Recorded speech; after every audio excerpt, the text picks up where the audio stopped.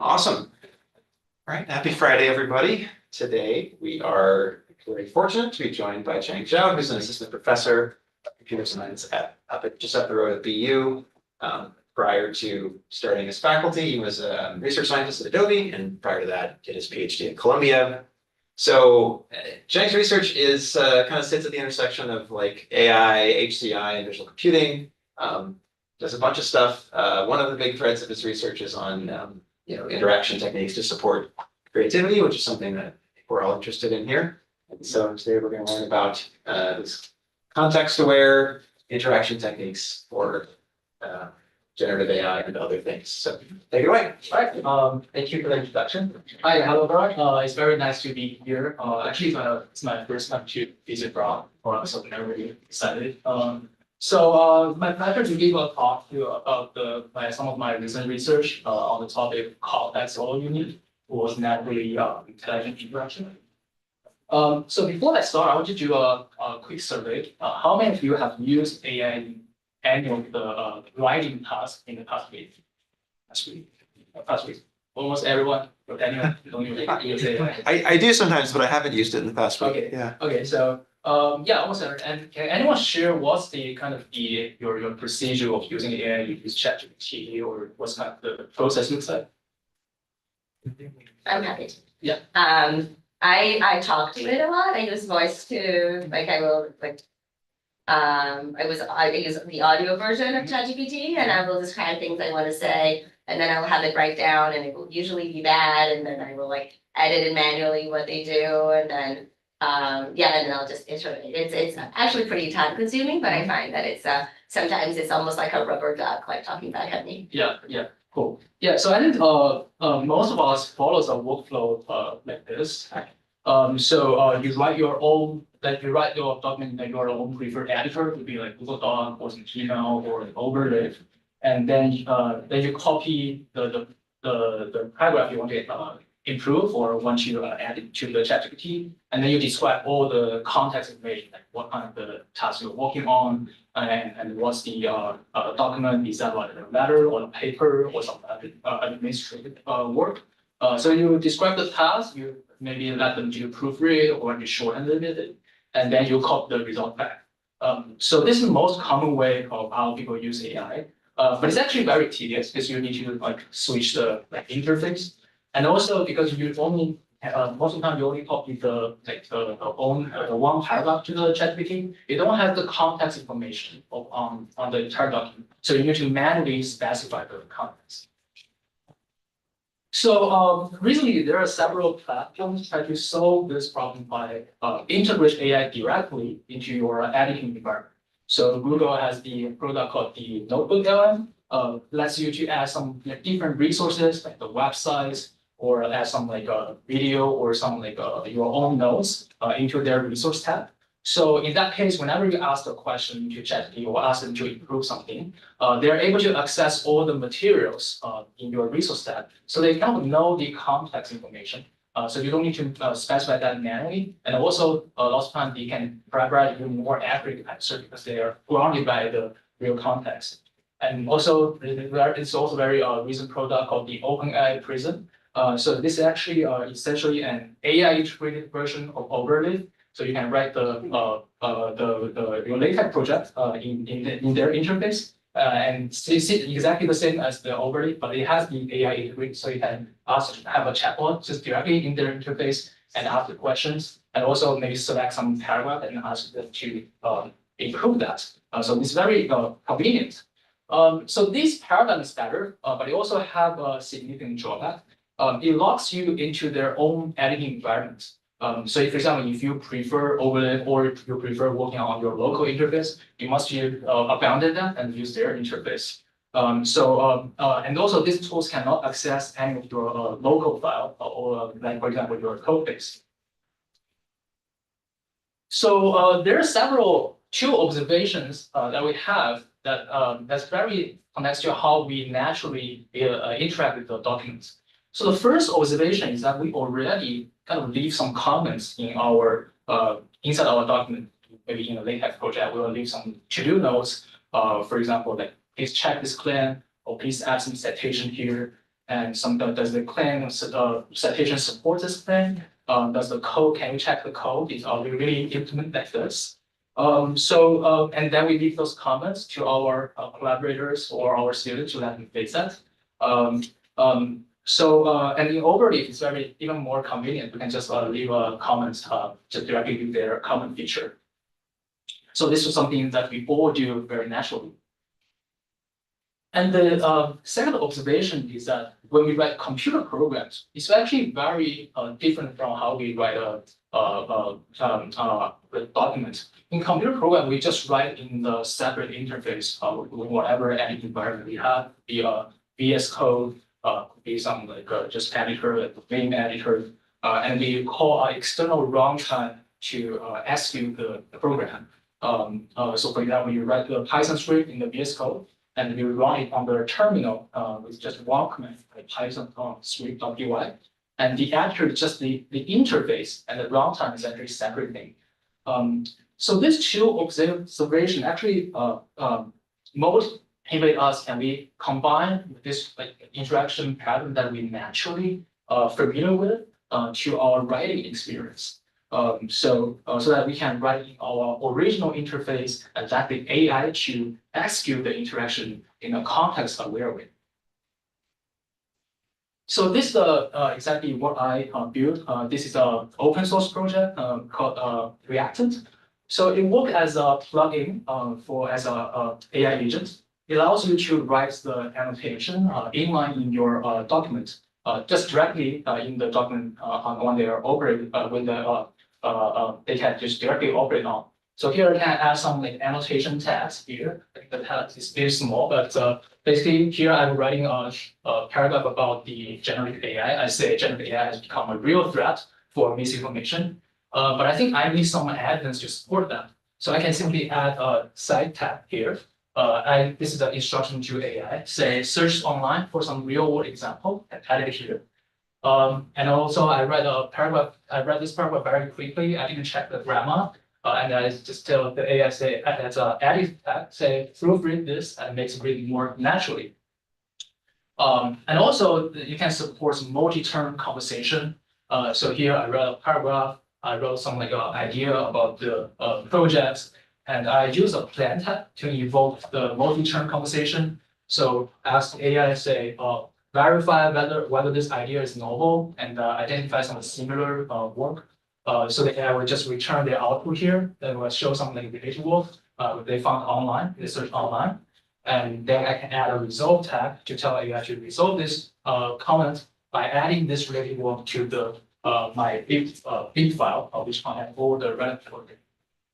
Beyond tasks, I can also go some like multimodality, like generate some image. I write some like pipeline of how our system works, and then they can add a figure tag, which they will call the figure skill to generate an image, give you our kind of the illustrative figure on how it looks like. So I don't need to specify what's the exactly the figure looks like, because they can read your description of the pipeline. And then based on your like simple description, say just illustrate the figure for me as a draft. So I can look at how the figure could be look like, and then I can improve based on that.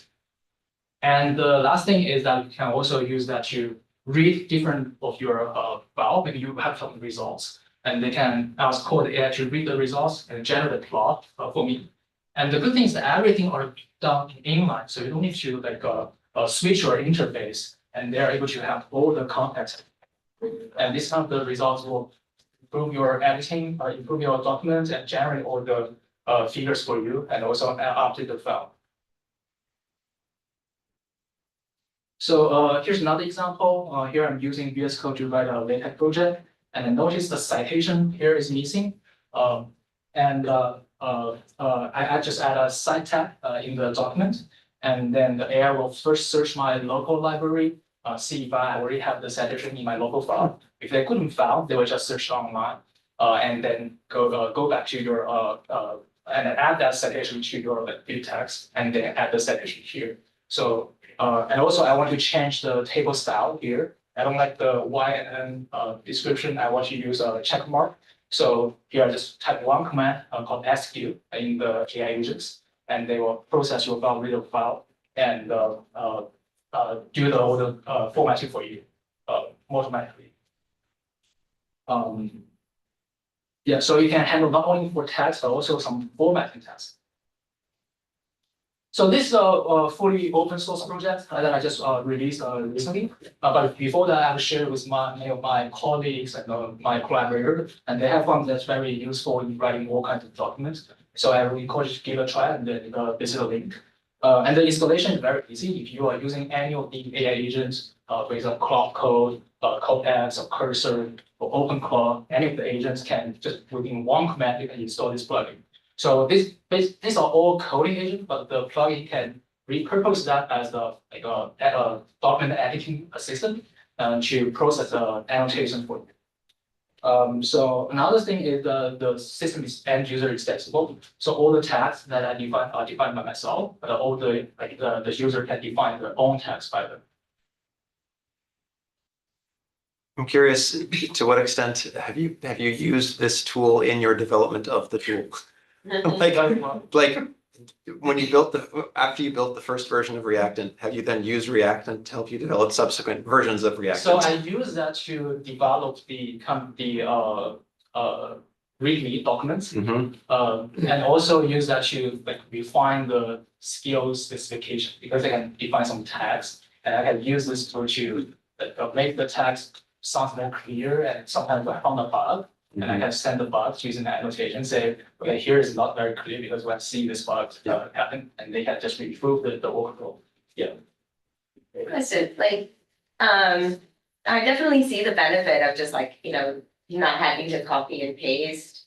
But there's something to be said about the control.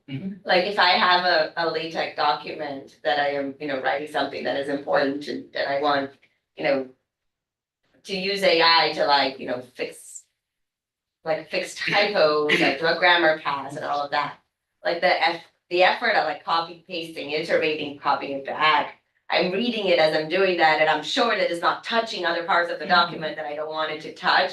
And that gives me a lot of peace of mind. And where something like this leaves you a lot more, it's just they're basically looking at your entire, not just they're looking at the whole thing, which I understand is important. But again, you could just send them the entire thing to read in advance, before you send them the paragraph. So how do you? So there are several there are several features I didn't mention. One is the scope modifier. You can specify what's the region the AI can modify, and where the thing you need to let them to fix. For example, some facts, some numbers, they can never touch that. So you can add a double angle bracket to protect that region. I see. Or you can just add some a modifier to say this is the only part you can modify. So you can have the scope modifier there. And the second is when you call the AI agents, it's not just doing that automatically while everything has been changed. They will show the change they're gonna make in the interface, in the terminal interface. They'll tell you that here is the the before, and here's what I'm change I'm gonna make. And you need to approve that change before you can accept it in the type document. Yeah. How token efficient is this? Did you put any thought into how to make it more efficient? So I didn't currently I didn't doing a lot of the token efficiency optimization yet. I would not. I would say it's definitely going to be cost more token than just directly copy that to ChatGPT, because it takes also has some agentic step. You read your documents and also have some business step on that. But for now, I didn't found any kind of problem on using the system by myself. It never hits the token limits. I read the document a lot. I sometimes use that help my write a paper, but it's always being used less token than writing actually the program. So yeah.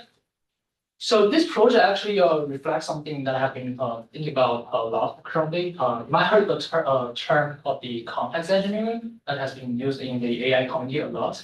And the idea is that the key to make AI work very well is not just using the most expensive model, most capable model, but it's actually give them the right context, give them the right environment.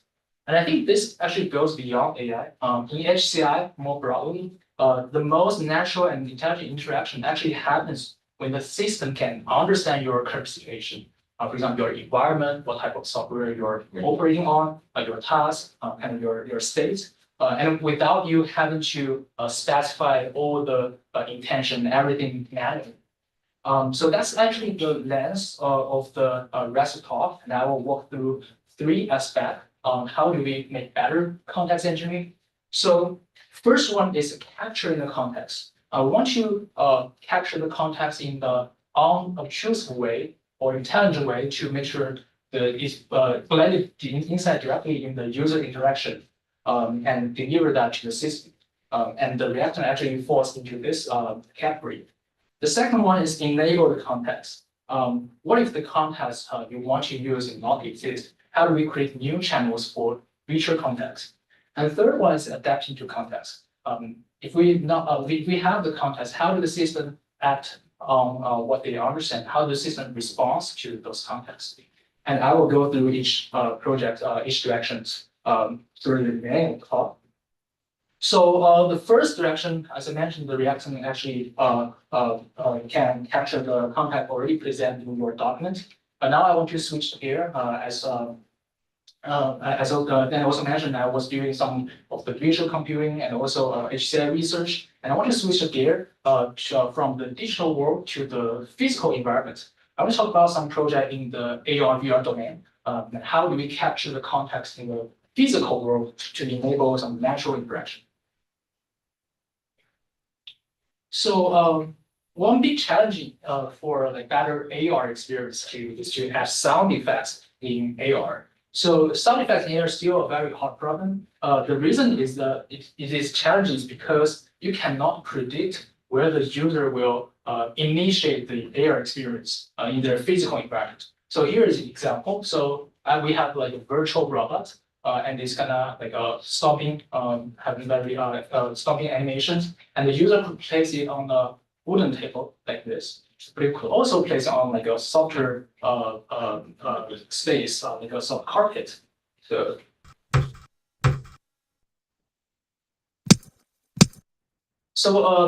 better immersive AR experience is that when they are placed on the wooden surface, you should hear some like a hard, like a stomping sound. But if you place that on the carpet floor, we should expecting the sound to be more like soft, like what we just heard.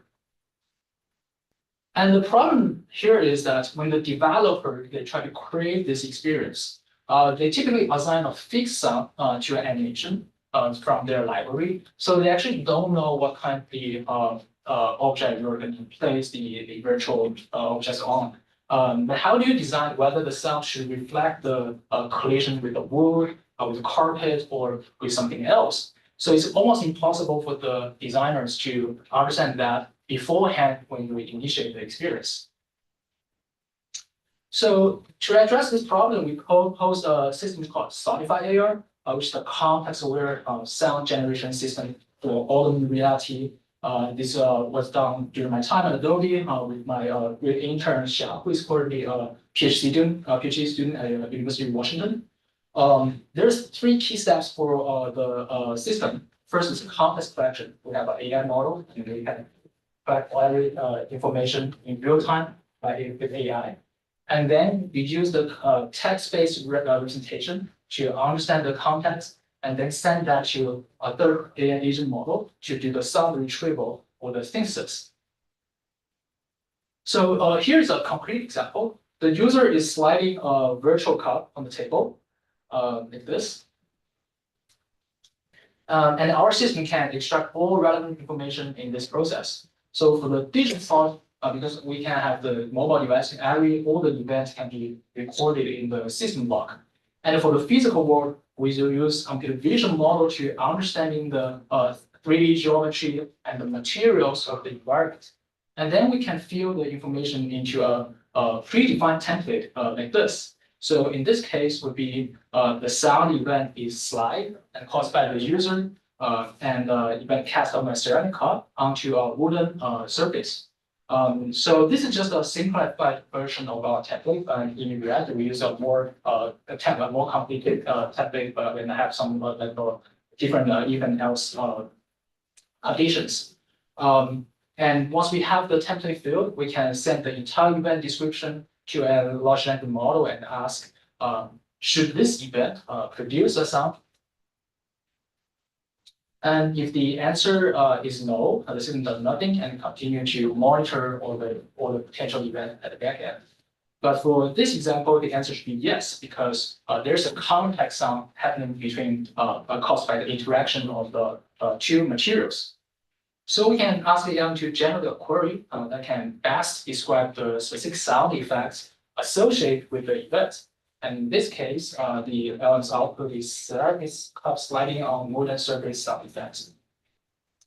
And then the description will be sent to an AI agent. It will both conduct an online search to search online database, see if any existing sound data, sound effects matches with the description. And also it will call a text to sound generation model to generate a sound effects. And then it will result in a library, around like 5 or 6 sound effects, and let the user choose which sound they want to use for the specific events.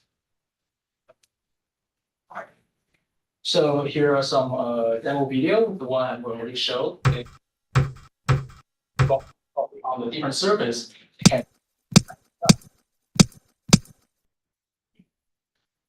And this is another example, very animation, but here see there's sound that hit each other,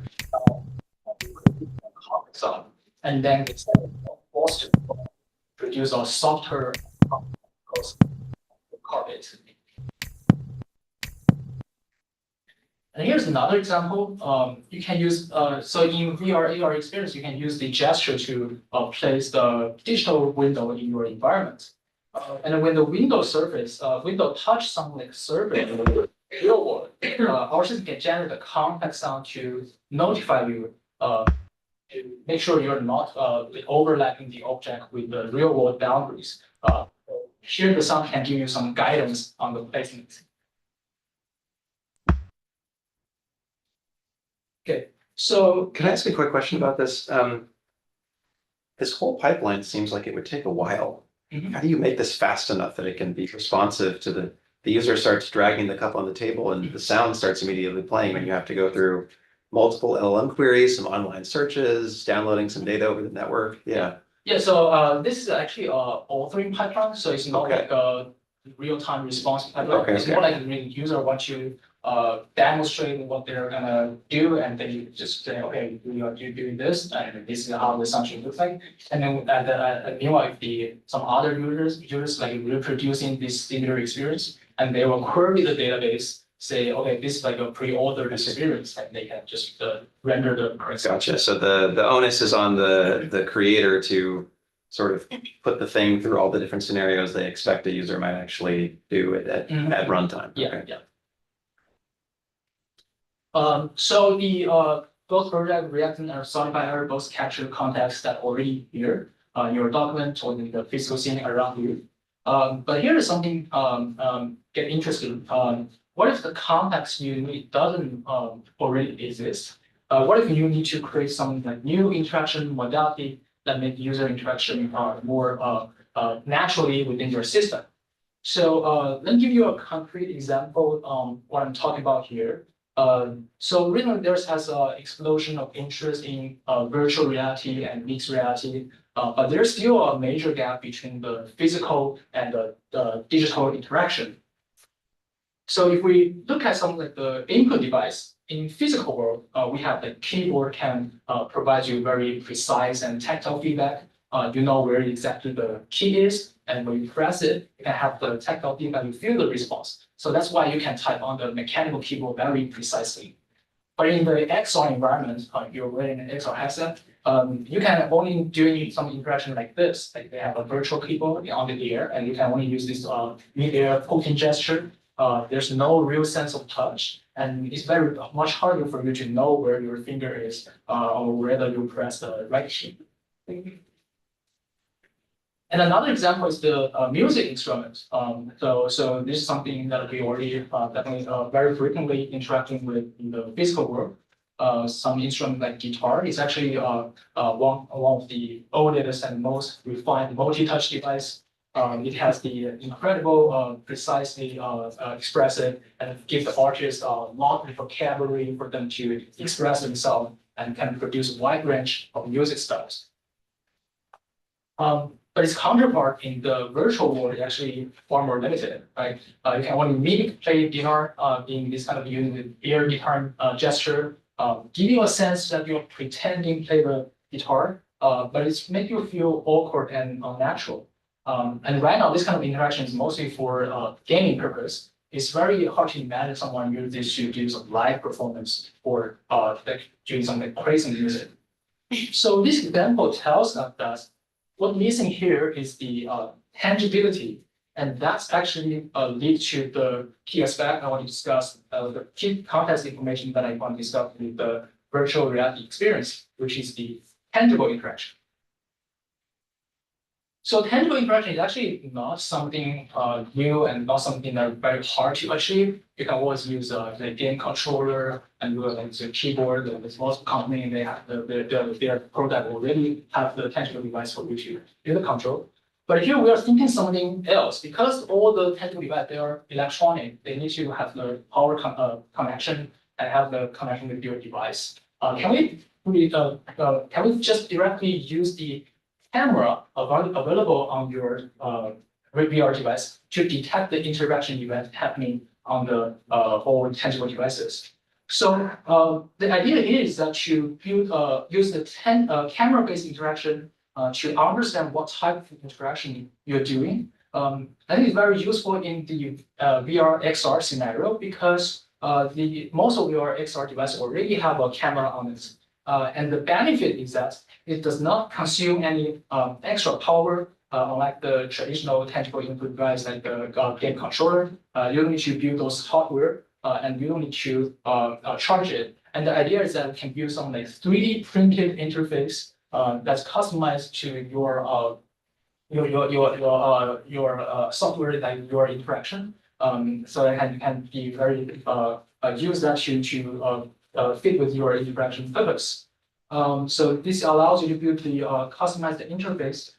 But the problem here is that if we want to use only the camera to detect the interaction event, the detection is actually very hard because imagine how you interact, how you type on the keyboard, or how you play with the game controller. The finger movement or the interaction actually happens in a very subtle domain. It's the movement of the finger very subtle. So if you just use the camera, you need to find a way to magnify the signal in order to make the detection more robust. So here we want to find a way to amplify the interactive signal that can be captured by the camera robustly if we want to use a camera-based tangible interaction paradigm and use the 3D printed passive tangible widgets. So amplify visual signal actually reminds me about an effect called the Mori effect. So it happens when two layers of mass structure stack together, and which you might have seen in many places in your daily life. For example, in some like a window screen or some of your clothes, they have very fine detailed mass structure. But most of the time, they're confusing, they're distracting, and the designer wants to avoid them. But in our case, we want to utilize this phenomenon because, as you can see in the video, it has the amplification effect. A very simple movement of the mesh structure makes a lot of change on the entire visual pattern. So let me give you a better visualization to understand the Mori effect. So we have two layers of repetitive pattern, like group A and group B. And when they overlap with each other, we can see the Mori pattern appears is kind of the larger black and white pattern. And if we fix one layer and let the another layer to move, the Mori pattern will also move, but the moving speed is much faster than the grid itself. And the moving direction is also depends on the direction of the grid. So we can move on different direction, and you can see the Mori pattern is either on the same direction or the reverse direction. So in fact, if we do some simple geometric analysis, we are able to figure out that the length of the Mori pattern is only depends on the interval of these two overlapping grids. And the motion magnification ratio can be also theoretically computed with a very simple formula here. So this tells us that when the two structure mesh structure is stacked together, how the Mori pattern will change and move. And based on this principle, we designed a set of interaction primitives, including a 1D translation, a 2D translation, and rotation here. And I think here the projector already creates some like more effect. The original picture is not like this, but you can see like because the projectors also have the discretized, so it shows some like fringes like this. So use these primitives, we designed a set of high precision passive tangible interface. And the interaction event can be tracked by the camera on the XR devices. So here is a push button, and this is a rotary dial. And I have a slider bar here, and this one called a switch. And this one is a joystick, which is like a 2D translation. And in fact, in the camera view, this will be looks more clear, but it was only the actual Mori pattern we're going to use being tracked. So here we show an application of this audio console. Consists of a rotary dial, a push button, and a slider bar. And then when the user is wearing an XR headset, they can control the music played in their headset. For example, when they press a button, that means they start to play the music. And they can use this slider bar to control the volume, and use the rotary knob to like, change the playback speed or change to the next song. So this is about the Mori widget project, which we use the Mori effect to track the interaction event. But the Mori effect is so interesting, and it has the amplification effect. I think this one has a bit power. Yeah, I think it's fine. So I want to use 3D animation to illustrate this effect to in another dimension. To give you a better sense, this is so for Mori widgets, there are two layers of mesh structure. So you can see when they stack together, the Mori pattern looks like a static pattern. So when you change the camera angle, it's not gonna change any like how the pattern appears. But if we allow the two layers separate a little bit to create some gap between them, and let the camera move, and we can see the pattern changes with the camera movement. Ideally, you can see like slight. So yeah, I can see it very clearly on my side, but I think the point here is that you can when the two layers have some gap and let the camera move, the pattern will changes with the camera movement. So we call this as a physical context. So the Mori effect can only be rendered through a real optical system, and the pattern changes follow strictly with the physical laws and the optical laws. And this leads us to a very interesting question. Can we use this as a physical signature against the AI generated video?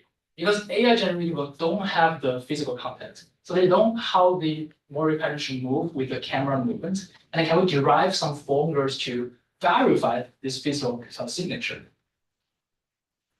So this is one of the latest paper that we just released a few weeks ago as a preprint on arXiv. So we designed kind of this what we call Mori badge that someone like a speaker can wear on their neck, and then have some this two layer of Mori design.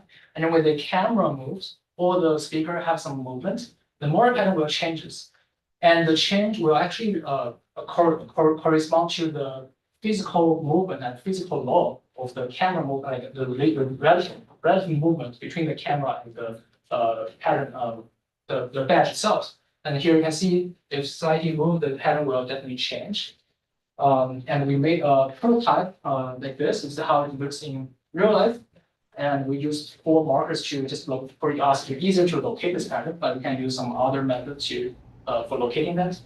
And you can see here I have a camera like moving around, and you can see the motor pattern inside it was changing their face. And interestingly, we can define a formula that is the fixed quantity. We call it the motor motion invariance. So if we track the camera movement, the pixel movement of some fixed object, for example, the marker here, and also we track the phase change of the motor fringes here between these two frames, and we can directly found that the correlation between these two quantity is always equals to 1. So that's actually a very useful result, because in that case, we're just based on your camera, based on your video, extract these two quantities and calculate the correlation. And if this correlation is very, very high, then that's very likely the video is produced by a real optical system. Otherwise, it can be AI generated. And as our experiment shows that AI generated video has very, very low correlation for this motor pattern. Is that an inherent property of the generative models, or is it just because they don't know what RA buttons look like? So it's more like they don't know the physical law, how the physical law should produce. Theoretically, if we train a model based on the physical space rendering, the model has basically a rendering engine, it should be able to generate the correct effects. But all the AI model, like AI video generation model here, are trained on like statistics, like they train on a large amount of video. Yeah. The video, although they can contain some more effects, but they actually don't know how the motor effects should move and should like what's the physical law here. So they cannot reproduce that. It's just like a statistical generated model. Yeah, it feels like the thing that's secret here is the exact group structure or pattern structure of the RA, right? And that if you could keep that secret, Yeah. as an individual, then you could build this system.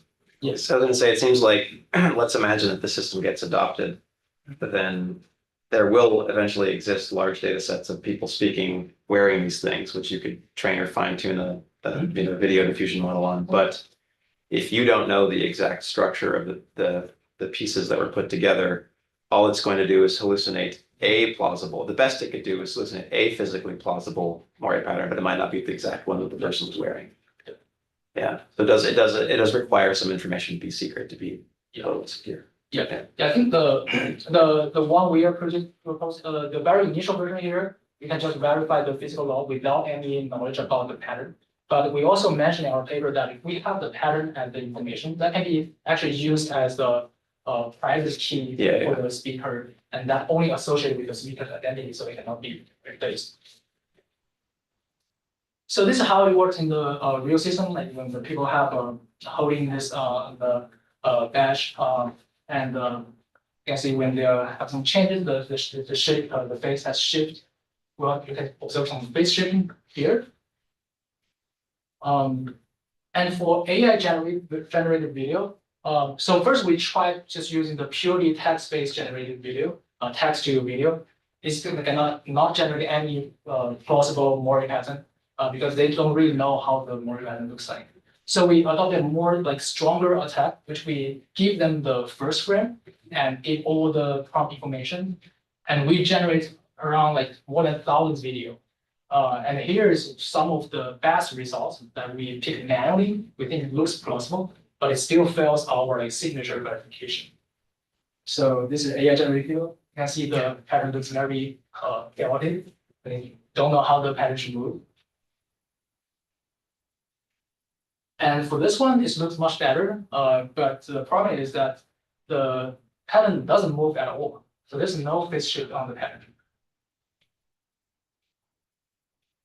But interesting, the AI can generate some like plausible reflection, but they actually don't know the physical law, so they don't actually move the phase shift, do the phase shifting, phase change on the Maury pattern. There's another one, still no change on the face. But here, what should happen to the face? I would have thought it would have scale in the. Oh, so the face should shrink. Yeah, you should have some movement. Yeah. Face. Oh, yeah. So it gives us no movement of the camera or the by that. can you still use it? So if there's no movement at all, then there's the format should be also be very speedy. But just imagine in the real scenario, the speaker might also even some tiny movement, like 1% here, like even by very tiny oscillation, it will also generate something like the sensitive movements. I was thinking, sorry, No, go ahead. I see. I was thinking, what if you have like it's all about hidden information, right? So you could have a hidden information about how you're changing the two more layers as well. Then your key is not just what the underlying structure is, but also the time Yeah. that it changes. Yeah. As long as that is hidden, then it's like a perfect signature that can only be constructed. Yeah, there are a lot of play around with this. Well, here we're showing it's more like a very first visibility test on the prototype, but there are actually a lot of about the pattern. You can also use some different pattern, not only the line straight line pattern. You can also use some like customized design pattern to encode some key information. Just to make sure I understand it correctly, like if you have someone wearing this and you capture the video, and for example, you just change their face and what they are saying and the way their mouth moves, but you keep exactly the bottom, like that would still be okay, right? There's no way to. Yeah. So for this, so our plan for this paper is about the purely generated video. So the video should just be generated as a whole. But for that task, we want the like face swapping task or something face video editing. So in generative AI, in the video detection community, actually that is considered to be easier to be detected than the like, generated video as a whole. So if you do some like combining two videos together or like change the face, the state of art detector can actually achieve more than 90% accuracy on detecting the AI generated video. But for the pure AI generated video, for example, using something like Sora model to generate the video, the state of art can only achieve around like 50%. So there's a like huge gap on detecting the pure AI generated video. So that's the pure AI generated video is something that we are tackling on. But specifically for that case, we want to prevent some face swapping attack. But still have the person apply some like security protocol, which they can just move around to the face to make sure everything is captured correctly, and so that the launching the face swap is also feasible. Yeah, this the last one. So this one able to produce some phase shift, but the phase shift is currently not follows the correct physical laws, and we can detect the phase change and found that the correlation is actually very low. So okay, so the last project I'm going to talk about is around the adapting context. The project what as mentioned, the Mori video application is also adapting the content because it follows the principle that the physical context the generative AI model lacks, and we leverage the physical context to in a adversarial way to detect the AI generated video. So the last project I'm going to talk about today is to leverage context in a more positive way, not just again as an attack, but utilize it to optimize optimize our system performance. And let me bring us back to where we started, the human AI interaction or the chatbot scenario. Right? So if you use ChatGPT very often, you must have experienced something like this. I think not very clear, but basically I ask a very simple question. Can you explain the benefit of drinking water? So it's a very simple question, and I expect the AI generate a response to me very quickly. But sometimes maybe you in the peak during the peak hour, it has some lags, and I can see the generation is very slow. Although I can read this very fast, but I might feel some lag here. So sometimes you may also experience something like this. I ask a very hard question on mathematical equations and help them to explain a math concept with me. And then AI, because probably during that time the computational power is very sufficient, they generate a lot of math equations to me and much faster than the speed that I can consume. So these are some scenarios that we are facing very commonly during different time. The misalignment here is apparently the LM treat everything at the same because they just whether is it like a very simple explanation or some filler word or is some very heavy, math heavy, logic heavy paragraph, they treat everything as the token without any difference. And the elements determine the string speed based on their computing bandwidth, not at the actual content they're streaming. But for human, apparently we are having some like different reading speed on different type of articles. For example, like narrative like stories, we like read that very faster compared to some technical topics. So, so the idea is that what if we have a cognitively load aware adaptive streaming technique? In other words, we can match the LM stream speed with the user's reading speed, and in that way, we can better utilize the computational bandwidth and serve more people without making people feel that they are waiting for the response. So, for example, here, if the AS output is very complex, maybe something like math, like logic, something just hard to read, we can slow down the stream speed or like allocate less computational bandwidth to them to free up some resources. Then the user won't notice because they, in any case, they need a lot of time to consume that content. And meanwhile, the free up the resource can be reallocated to the some part to accelerate the streaming for some easier low cognitive load content. So that in that case, users for both sides will be satisfied and they are not going to feel any waves. So this is the core idea of this paper that published in with 2025, the last year. So we also model this problem from a statistical side and conduct the user experience to evaluate them. So we use a statistical point of view to formulate this problem. And the assumption here is that humans' reading speed for a specific group of tasks follows a normal distribution. This is also observed by some prior study. And we have like two groups. Maybe for group one is very easy, like a narrative story. And group B is a technical document. And in general, the two groups will follow is their own log normal distribution. And our core metric here is that one the streaming speed of the LM should be at least equal to the user's natural reading speeds. Otherwise, the user may feel some like noticeable delays. And mathematically, this means for a given group, if we stream this at the speed S, the probability of that user reading speed is reading speed. Let's say the reading speed is R should be less or equal to the alpha. So it means that at least there will be a alpha fraction of user will receive a content at a pace that matches or exceed their reading speed. So for user in that group, they will feel very smoothly, and the remaining user who reads faster than the streaming speed might notice something like latency because the model is delivering content slower than they can consume. So there are three types of scenarios. If we want to apply this method, we need to consider whether we can really get the benefit from this method. So the first scenario is that, let's say our goal is to save some computational resource while keep the very high alignment rate. If our budget is at the S max, we can stream at the X max for all the users, no problem. But that's actually resulting in some like waste of bandwidth because most users cannot read at that fast. So in this case, we can slightly slow down the speed for both groups to at their 99 percentile speed. So in that case, both group A and group B will stream at their 99 percentile speed, and 99% of user in this experience will not notice any delay because they're still reading slower than the system is streaming.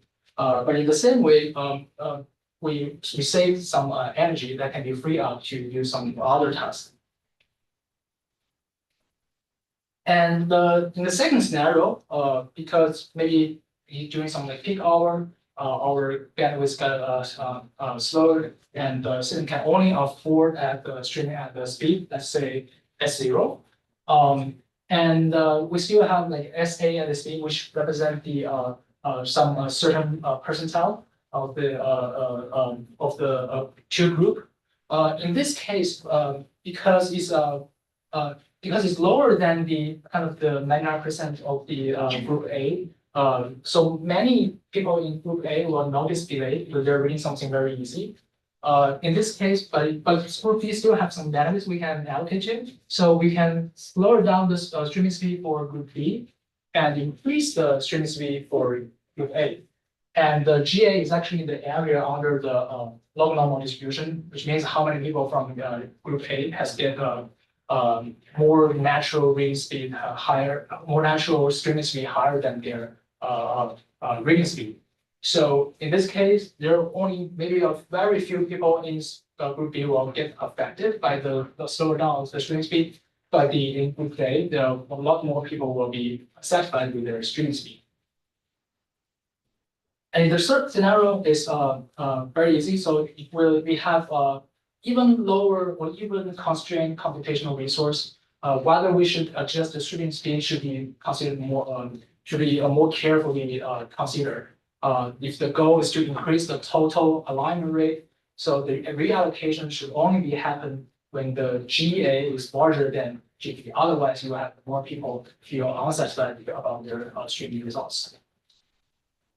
So we also conduct some like user study to validate this idea. I probably won't go to too much details here, but the general finding is that if we want to maintain a very high specific alignment rate, the method could help us to save more than around like more than 15% of our computational budgets. So yeah, that's all for today's talk. And here's a list of reference of the project that I have mentioned. I also want to give a big shout out to all the collaborators and the students who work incredibly on this project. And none of this would be possible without them. So I hope you enjoy the talk and come away with a sense of the importance of the context engineering and how it enables us for a wide range of new interaction, both on the digital and physical domain. And also happy to take any questions now. Cool. Thanks. We have time for at least one question, if someone has one. Jeffrey. Yeah, thanks so much for your talk. I was wondering in your kind of like efforts to align like generative models with like human creative intent, what do you see as like the role of like empirical evaluation versus like a user study, like having someone come in and actually like try out the tool and develop it? So you're talking about how do we align the user intent with the generative model? Yeah, with like the benchmarks that like how do you benchmark these kinds of? Yeah, so I think for creativity tasks, it's unlike those tasks that have very objective metric. For example, if we're doing some image classification, those tasks usually have very concrete objective metrics. So it's very easy to verify. But for those creativity system, they're generated, and also it's unlikely that everyone will have the same agreements. So I think the important thing, especially in our research methodology, that we want to extract instead of a very hard constraint, objective constraint, we want to extract some like more like a rubrics, more like guidelines that can mostly agreed by most of people. For example, we can extract those rubrics from the textbook, like art textbook, like how do we develop the taste, how do we create the art, and what's kind of the important metrics to understand them. But those metrics are less objective and can be interpreted by different users. And also we can have like a kind of user study to do a lot of experiments and try to model the user behavior and extract their common, like some of common sense based on the user's behavior. So I think it's a lot less on the objective measurement, but also, but rather than some interpretive metric. Yeah, thanks. I wanted to ask how complicated Moiré patterns really can get, because as Daniel mentioned, right, video models are probably going to get very good at identifying this, especially if it takes off and they start getting a lot more data for it. But you did mention that the Moiré patterns that you're using are sort of the simplest kind, and that there's a ceiling for how complicated they could get, where they're still solvable in the way that's useful. Do you have a sense of like just how high that ceiling is? Yeah, so I think there's one very important topic in the generated video community called the world model. So they want you able to understand all the physics and able to simulate everything just based on the video. And whenever you generate video, it's going to always be physically possible. I don't have a prediction on how this can be, like how long it takes for this to be achieved. I think it's definitely a very good vision, and I think eventually it's going to be solved. But the difficulty for achieving this, I can see is very hard because if you just consider that the current approach, just train on all kinds of available data sets, it's not gonna understand there's no kind of the constraint that help the model understand the physical law. So even for we use the latest, most advanced AI models to generate the more kind, you can still see a lot of artifacts, like unplausible part. And the result I'm showing here is based on more than 1,000 generations, and we're only able to pick like a 3 or 4 that is looks like a valid patterns. But I think it's very hard to say whether they are able to generate some like obtain all the physical knowledge. But I think fundamentally it requires you to rethink the paradigm. How should you do the video generation? How do you encode the physical law?